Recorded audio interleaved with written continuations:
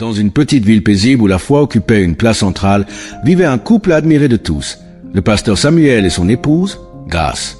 Leur maison était toujours ouverte aux fidèles et leur union semblait être l'incarnation même de l'amour et de la dévotion chrétienne. Samuel, un homme charismatique et profondément ancré dans la parole de Dieu, prêchait avec passion chaque dimanche, guidant sa congrégation avec sagesse. À ses côtés, Grace était bien plus qu'une simple épouse. Elle était la maman de l'Église, une femme respectée, douce et toujours prête à encourager les âmes en détresse. Chaque matin, elle priait aux côtés de son mari, organisait des réunions de femmes et chantait dans la chorale avec une voix qui touchait les cœurs. Les jeunes filles la prenaient pour modèle, admirant son engagement et sa modestie.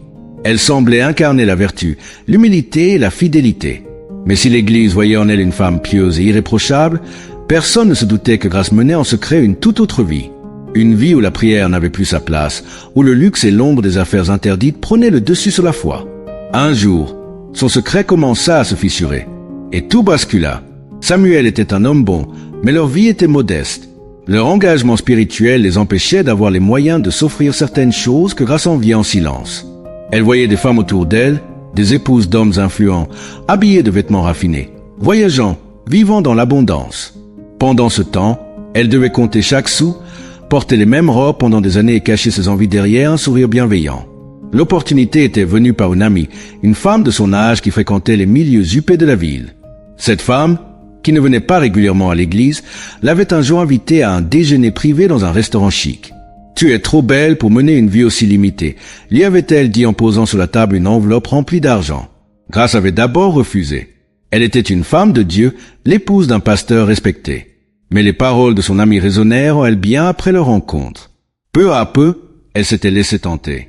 D'abord par de petites choses, des cadeaux acceptés, des invitations à des soirées privées sous prétexte de discuter de financement pour l'Église. Puis, elle s'était retrouvée impliquée dans des affaires plus sérieuses. Son éloquence, sa prestance et son intelligence lui avaient ouvert les portes d'un monde où l'argent coulait à flot et où les règles morales n'avaient pas leur place. Un équilibre entre deux mondes. Le jour, Grace était toujours la même femme pieuse et engagée. Elle dirigeait les réunions de prière, conseillait les couples, prêchait l'humilité et l'obéissance. Personne n'aurait pu imaginer qu'une fois la nuit tombée, elle devenait une femme complètement différente.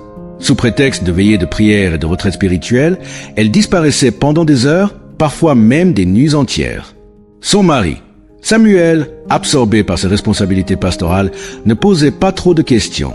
Après tout, son épouse était une femme de foi, une servante de Dieu, et n'avait aucune raison de douter d'elle. En réalité, Grace fréquentait des hôtels de luxe, des réceptions privées et des cercles fermés où se négociaient des contrats juteux. Elle côtoyait des hommes d'affaires, des politiciens et des figures influentes du monde souterrain. Grace était devenue une femme d'affaires redoutable, utilisant son charisme et son intelligence pour se frayer un chemin dans un univers où elle n'avait, en principe, rien à faire. Les profits qu'elle tirait de ses activités étaient conséquents. Elle investissait dans des affaires douteuses, jouait le rôle d'intermédiaire entre certaines personnalités influentes et s'enrichissait discrètement. Mais elle savait que pour maintenir son image intacte, elle devait rester prudente. Ainsi, elle redistribuait une partie de son argent à l'Église, finançant des œuvres caritatives et aidant des fidèles en difficulté. Certains murmuraient sur l'origine de sa générosité soudaine, mais personne n'osait poser de questions. Après tout, ne disait-on pas que Dieu bénit ceux qui donnent? Les premiers signes du mensonge. Mais jouer sur deux tableaux n'est jamais sans conséquence. Peu à peu, Samuel commença à remarquer certains détails troublants. Grace rentrait parfois tard, sentant un parfum qui n'était pas le sien. Ses excuses étaient vagues, et lorsqu'il lui posait des questions, elle détournait la conversation avec habileté. Son train de vie aussi changeait. Malgré ses efforts pour rester discrète, elle commença à se permettre quelques extravagances. Des bijoux qu'elle portait seulement lors des réunions privées, des vêtements un peu plus raffinés, des parfums de marque. Son téléphone sonnait de plus en plus souvent et elle s'éloignait pour répondre. Un soir, alors qu'elle pensait Samuel profondément endormi, elle reçut un appel urgent. Elle se leva discrètement et quitta la maison, croyant ne réveiller personne. Mais Samuel, qui avait de plus en plus de soupçons, décida de la suivre. La nuit où tout bascula, Grace se rendit dans un hôtel luxueux de la ville. Elle entra par une porte discrète et se dirigea vers un salon privé où plusieurs hommes en costume l'attendaient. Samuel, resté à l'extérieur, ne pouvait pas entendre ce qu'il disait, mais il voyait sa femme parler avec aisance, négocier, sourire d'un air sur d'elle. Le choc fut brutal. Pendant des années, il avait cru partager sa vie avec une femme honnête, intègre et pieuse. Il se demanda s'il était en train de rêver. Était-ce réellement Grace, son épouse, celle qui parlait d'humilité et de dévouement dans l'église? Il resta là, figé, incapable d'entrer et de la confronter sur le moment. Il avait besoin de comprendre. Le lendemain matin, Grace rentra à la maison comme si de rien n'était. Samuel ne dit rien, mais son regard avait changé. Il n'avait pas encore les preuves concrètes de ce qu'elle faisait exactement, mais il savait désormais qu'elle lui mentait. Le début de la fin. Les rumeurs commencèrent à se propager. Un membre de l'église avait vu Grace entrer dans cet hôtel de luxe et en parla à d'autres. Au début, ce n'était que des murmures, mais bientôt, la rumeur enfla. Samuel était un homme de foi, mais il n'était pas naïf. Il décida de mener discrètement son enquête. Il interrogea certains fidèles, écouta les rumeurs sans intervenir. Ce qu'il découvrit dépassa ses craintes. Certains de ses contacts lui parlèrent de deals secrets, d'argent qui circulait sous la table, d'un monde dans lequel son époux semblait évoluer avec aisance. Un dimanche matin, Samuel monta sur la chaire et prêcha sur la vérité et l'hypocrisie. Ses paroles étaient lourdes de sens, et dans l'assemblée, Grace sentit un frisson lui parcourir l'échine. Elle savait qu'il parlait d'elle, mais elle ne savait pas encore que son monde allait bientôt s'effondrer. Le vent commença à tourner pour Grace. Pendant longtemps, elle avait réussi à jongler entre ces deux vies, passant avec aisance du rôle de femme pieuse et dévouée à celui de femme influente, baignant dans le luxe et les affaires douteuses. Mais le mensonge est un poison qui finit toujours par se répandre, et la découverte choque. Samuel n'était plus le même homme. Depuis plusieurs semaines, il observait sa femme avec un regard différent. Les soupçons s'étaient transformés en certitude. Mais il lui manquait encore une preuve irréfutable, une confrontation qui mettrait fin au doute. C'est alors qu'un soir, tout bascula. L'appel qui changea tout. Ce jour-là, Samuel reçut un appel anonyme. Une voix grave, méfiante, lui donna un rendez-vous. Si tu veux savoir ce que fait vraiment ta femme, viens ce soir à l'hôtel Élite, chambre 306. Le cœur battant, il hésita. Était-ce un piège? Une mauvaise plaisanterie? Mais la curiosité fut plus forte que la peur. À la nuit tombée, il s'habilla sobrement et sortit sans un mot, laissant Grace croire qu'il était retenu par une réunion tardive à l'église. Une vérité insoutenable. Devant l'hôtel luxueux, Samuel se sentit étourdi. Il leva la tête et observa les grandes fenêtres illuminées. Cet endroit, il l'avait toujours considéré comme inaccessible, un univers réservé aux riches et aux puissants. Le réceptionniste lui lança un regard suspicieux lorsqu'il s'approcha du comptoir, mais Samuel ignora son malaise et se dirigea vers le couloir du 3e étage. Il marcha lentement, chaque pas résonnant comme un compte à rebours. Arrivé devant la porte 306, il inspira profondément et tendit l'oreille. Il entendit des éclats de rire, puis une voix qu'il connaissait trop bien, celle de Grace. Son sang se glaça. D'un geste déterminé, il poussa la porte, qui n'était pas verrouillée. La scène qu'il découvrit figea son cœur dans un mélange de rage et de désespoir. L'inimaginable. Grace était là, assise sur un canapé en cuir, entourée de 3 hommes en costume. Elle tenait un verre à la main, et son sourire radieux s'effaça instantanément lorsqu'elle vit son mari sur le seuil. Silence pesant s'installa. Samuel balaya la pièce du regard. Des liasses de billets traînaient sur la table basse. Un document avec une signature incomplète reposait à côté. L'un des hommes, visiblement surpris, s'éclaircit la gorge et se leva, ajustant sa veste. « Pasteur Samuel, que faites-vous ici ?» demanda-t-il d'un ton faussement détendu. Mais Samuel ne répondit pas. Son regard restait fixé sur Grace, qui, paralysée, semblait chercher désespérément une explication. Le silence plus cruel que la colère. « Alors, c'est donc ça ta vraie vie ?» murmura-t-il, la voix brisée. Grace ouvrit la bouche, mais aucun mot n'en sortit. Son mari, ce roc de patience et de foi, l'homme qu'il avait toujours protégé, venait de découvrir son plus grand secret. Sans attendre de réponse, Samuel fit demi-tour et quitta la pièce d'un pas mécanique. Grace voulut le retenir, mais quelque chose en elle lui dit que c'était inutile. Cette nuit-là, le monde de Grace s'effondra, et celui de Samuel ne serait plus jamais le même. La maison du pasteur Samuel était plongée dans un silence pesant. Depuis la découverte à l'hôtel, il n'avait pas adressé un mot à Grace. Il se comportait comme un fantôme, évitant son regard, évitant même sa présence. Mais l'inévitable devait arriver. Le poids du silence. Grace vivait dans une angoisse constante. Chaque soir, elle s'attendait à ce que Samuel parle, à ce qu'il explose, à ce qu'il exige des explications. Mais il ne disait rien. Ce silence était plus cruel que des cris. Il était froid, tranchant, insoutenable. Samuel, de son côté, était perdu. Il voulait comprendre, mais il craignait la vérité. L'amour qu'il avait pour sa femme luttait contre la trahison qu'il ressentait. Il passait ses nuits à prier, cherchant une réponse à une question qu'il n'avait jamais imaginé se poser. Comment en étaient-ils arrivés là? Le moment de vérité. Un soir, alors que Grâce rentrait plus tôt que d'habitude, elle trouva Samuel assis dans le salon, les coudes sur les genoux, le regard fixé sur le sol. Il leva lentement la tête vers elle et dit d'une voix calme, mais ferme. « Assieds-toi. » Grâce sentit son cœur s'accélérer. Elle s'exécuta, posant timidement ses mains sur ses genoux. « Depuis combien de temps ?» demanda Samuel. La question était simple, mais le poids qui l'accompagnait était immense.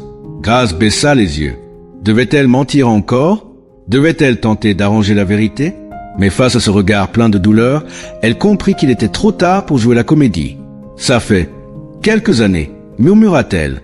Samuel ferma les yeux, comme si la réponse qu'il redoutait le frappait de plein fouet. « Pourquoi, Grâce? Pourquoi as-tu fait ça ?» Elle inspira profondément, cherchant les mots, mais aucune explication ne semblait suffisante. « Parce que j'en avais marre de cette vie de privation. J'en avais marre d'être l'épouse du pasteur qui doit se contenter du strict minimum pendant que d'autres femmes vivent dans l'abondance. J'ai voulu plus et j'ai trouvé un moyen d'avoir plus. » Samuel la fixa, sidéré. « Et Dieu dans tout ça ?» demanda-t-il, la voix tremblante. Grâce eut un rire amer. « Dieu? Tu crois que Dieu s'occupe de nous? Regarde autour de toi. Samuel, nous avons donné notre vie à cette église, à ses fidèles, et en échange, nous avons quoi? Des remerciements? Des prières? Mais jamais la tranquillité, jamais la sécurité. Moi, je voulais être plus qu'une épouse de pasteur qui vit au jour le jour. » Un silence s'abattit sur eux. Le choc de Samuel. Samuel se leva et commença à marcher nerveusement dans la pièce. « Alors tout ce que nous avons construit ensemble, tout ce que nous avons prêché, c'était un mensonge? » « Non, dit Grâce avec douleur. J'aime Dieu, j'aime cette église, mais j'ai compris qu'il fallait être malin pour survivre. Tout le monde fait des compromis. Samuel, moi, j'ai juste fait les miens. » Samuel la regarda longuement, comme s'il découvrait une étrangère. « Tu m'as trahi, murmura-t-il enfin.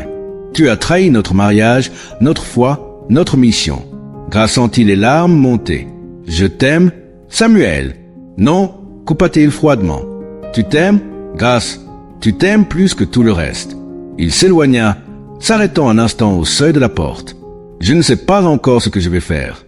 Mais une chose est sûre, je ne peux plus te regarder comme avant. » Puis il sortit, laissant Grâce seule avec ses regrets et la peur de perdre tout ce qu'elle avait construit. Cette nuit-là, elle comprit que plus rien ne serait jamais comme avant. Grâce, isolée dans sa propre maison, se retrouvait à la croisée des chemins, noyée dans un océan de regrets et de honte. Le silence qui régnait entre elle et son mari était plus accablant que des mots. Chaque instant qui passait était une torture. Chaque pensée qu'elle avait, chaque mouvement, semblait la pousser un peu plus loin dans une spirale de désespoir. Les jours qui suivirent la confrontation furent marqués par un vide abyssal. Grâce n'osait plus croiser le regard de Samuel, de peur de voir dans ses yeux la déception et la trahison qu'elle y avait semée. Elle avait tout perdu. Son mari, son honneur, sa place au sein de l'Église. Elle se sentait comme un fantôme dans sa propre vie. Les rumeurs, bien sûr, se répandirent rapidement dans l'Église. Ce qui avait été murmuré dans les coins sombres et les réunions privées devenait de plus en plus une vérité publique. Les fidèles qui l'avaient admirée, qui la considéraient comme un modèle de vertu, commencèrent à s'éloigner. Ceux qui l'avaient soutenue dans ses œuvres de charité et de prière se mirent à la regarder de travers, l'accusant de duplicité et de corruption. Elle perdit son rôle à l'Église. Les réunions de prière qu'elle dirigeait si brillamment furent confiées à une autre, une jeune femme pleine de ferveur et de dévouement. Les membres de l'Église, choqués par sa trahison, se détournaient d'elle, la reléguant au rang de pécheresse dont la présence était désormais considérée comme une source de scandale. Elle tenta de justifier ses actes, d'expliquer ses raisons, mais chaque mot semblait tomber dans le vide. Samuel n'avait plus d'oreilles pour ses excuses. L'amour qu'il avait pour elle était étouffé par la douleur et la déception. La relation, autrefois solide, se fissurait chaque jour davantage et chaque tentative de grâce pour réparer les dégâts la poussait un peu plus dans l'abîme. Le poids de son secret, qu'elle avait longtemps caché sous des couches de faux-semblants, l'écrasait maintenant sous son ampleur. La richesse qu'elle avait acquise par ses compromis et ses transactions secrètes semblait désormais être une malédiction, une chaîne qui l'enserrait. Les hommes d'affaires et les figures influentes qu'elle avait côtoyées se mirent à l'éviter, conscients que la réputation de l'épouse du pasteur avait été irrémédiablement ternie. Le pire, cependant, était la solitude qui l'envahissait. Elle se retrouvait seule dans une vie qu'elle avait construite sur des mensonges, face à un mari qui la fuyait et une communauté qui la rejetait. Chaque sourire qu'elle arborait, chaque geste qu'elle faisait, semblait être un masque pour cacher sa douleur. Mais plus elle se battait pour préserver les vestiges de son passé, plus elle s'enfonçait dans un gouffre. Elle se rendit compte trop tard que ce qu'elle avait cherché n'était pas le bonheur, mais une illusion de pouvoir et de richesse, une illusion qui s'était écroulée aussi vite qu'elle était apparue. Grace avait tout sacrifié pour satisfaire un désir de plus, de mieux, et elle avait perdu tout ce qui avait véritablement de la valeur. Les jours passaient, et la chute de Grace semblait inexorable. Elle se retrouvait à errer dans un monde qu'elle ne reconnaissait plus, où ses anciennes certitudes étaient balayées par la réalité brutale de ses actes. Elle était désormais seule, face à ses choix, face à la vérité qu'elle ne pouvait plus fuir. Et Samuel, le pasteur qu'elle avait aimé, semblait aussi se perdre dans la douleur de cette trahison. Leur mariage, leur foi et leur avenir ensemble se désintégraient lentement, comme des cendres emportées par le vent. Grace, après avoir vécu une descente dans les ténèbres de son propre mensonge, voit façade qu'elle avait construite se fissurer et s'effondrer. Ses actions, ses compromissions et ses choix passés, qu'elle avait soigneusement dissimulés, sont finalement exposés au grand jour. La vérité, aussi douloureuse soit-elle, finit toujours par éclater. Cela peut être un moment de grande souffrance, mais aussi une opportunité de rédemption. Le message central de cette conclusion est celui du poids des décisions prises dans le présent. Chaque choix, même ceux qui semblent insignifiants à l'instant, façonne l'avenir. Grace a sacrifié des valeurs essentielles pour des illusions de pouvoir et de richesse, et son monde s'est effondré autour d'elle, laissant place à la solitude, à la honte et à la perte. La morale de l'histoire devient une invitation à la réflexion pour les spectateurs. Quiconque choisit de vivre dans l'hypocrisie ou d'ignorer la vérité finit toujours par se perdre dans la spirale de ses propres erreurs. Les apparences peuvent tromper, mais la vérité finit toujours par triompher. Ainsi, la conclusion de cette histoire n'est pas simplement une fin, mais un appel à la responsabilité de nos choix. Elle pousse à une introspection sur ce que l'on choisit aujourd'hui, sur l'importance d'être honnête avec soi-même et avec les autres, et sur la nécessité de vivre avec intégrité. La chute de Grace est le résultat tragique de la quête d'une illusion, et à travers son histoire, les spectateurs sont invités à réfléchir sur leur propre parcours et les choix qu'ils font, en prenant conscience que leur avenir sera modelé par les décisions d'aujourd'hui.